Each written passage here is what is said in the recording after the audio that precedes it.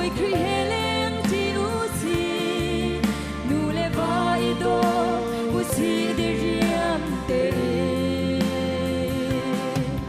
pa le vai do usi nu le vai do usi u le na wi do usi de riam te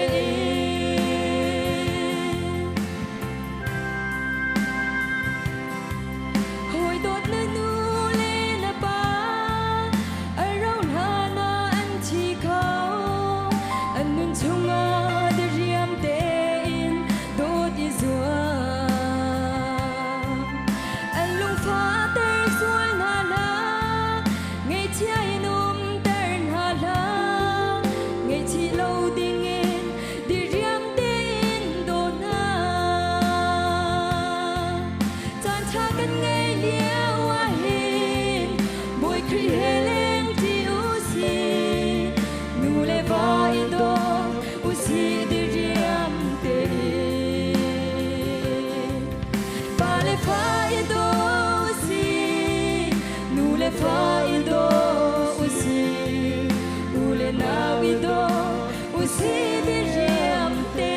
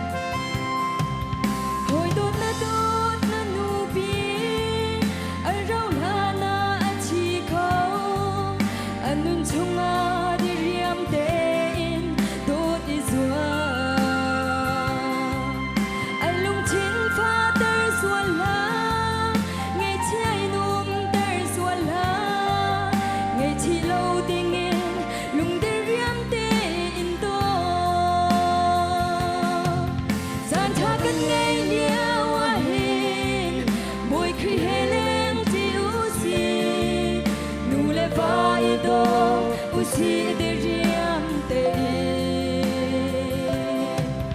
pa le vai do usi nu le vai do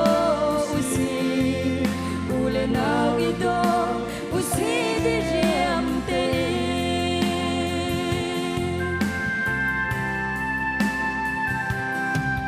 hoi dot na pa sa arau la na chi ko nun chunga de riam te in dot izwa alung chin fa ter swala ngai chiai num ter swala ngai chi lo ding in lung de riam te in do san tha kan ngai lia wa hin boy kri helem ti usi nu le vai do usi de riam te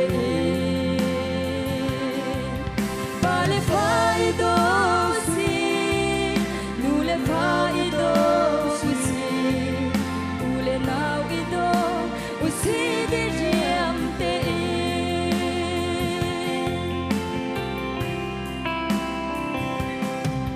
hoi dot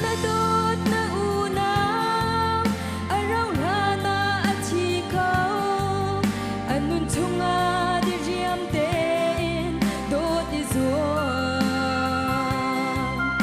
alung chin fa ter swala ngai chiai num ter swala ngai chi lo di